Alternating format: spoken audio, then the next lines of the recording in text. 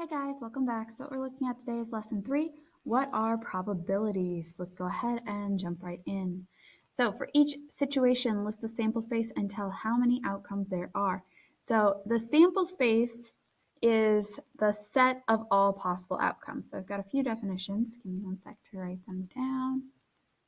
Doing something so the outcomes are based on chance. So like a drawing or picking a marble or a spinner, all sorts of things like that.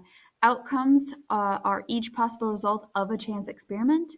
And then sample space is the set of all possible outcomes. So for number 1, for each situation, list the sample space and tell how many outcomes there are.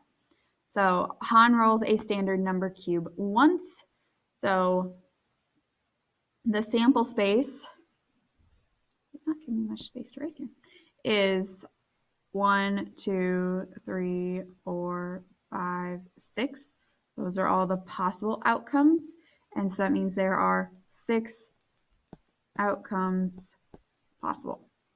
All right, Claire spins this spinner once. So our sample space is red, blue, green, and yellow. So that means there are 4 outcomes. Kieran selects a letter at random from the word math. So that means, let's say he wrote them on slips of paper, put them in a bag, pulled it out. Well, we have 4 letters in math. We have M, A, T, and H. That's our sample space. And so there's 4 outcomes. Mai selects a letter at random from the alphabet. Well, sample space is A, B, C, D, E, F, G, H, I, J, K, L, M, N, O, P, Q, R, S, T, U, V, W, X, Y, Z.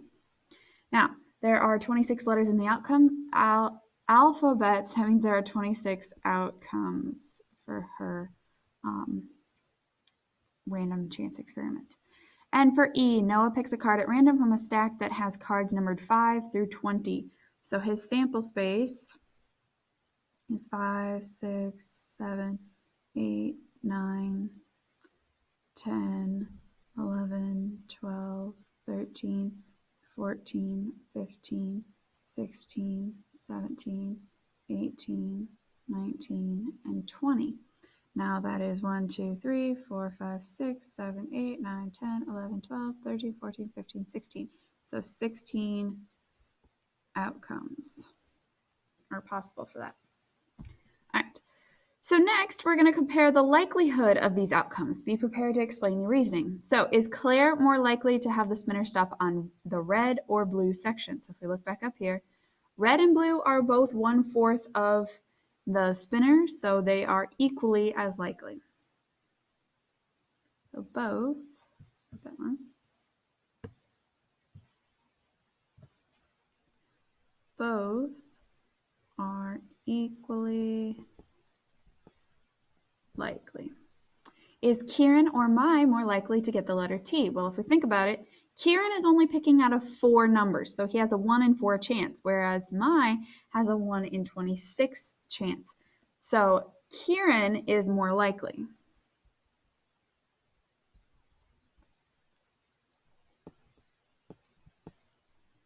And C, is Han or Noah more likely to get a number that is greater than 5?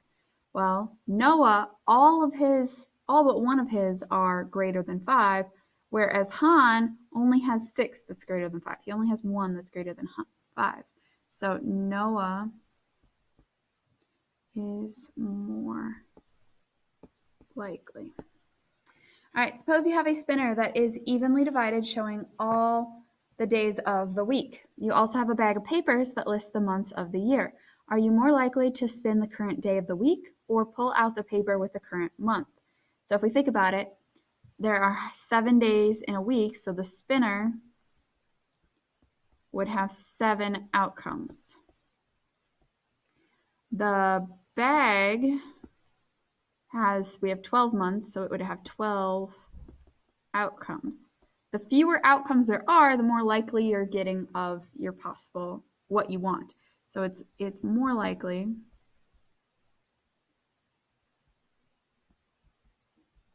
to spin the current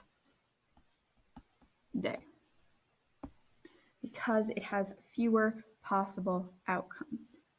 All right, so your keyword for this lesson is sample space. Sample space. If you guys have any questions, feel free to ask. Have a wonderful day. Bye, guys.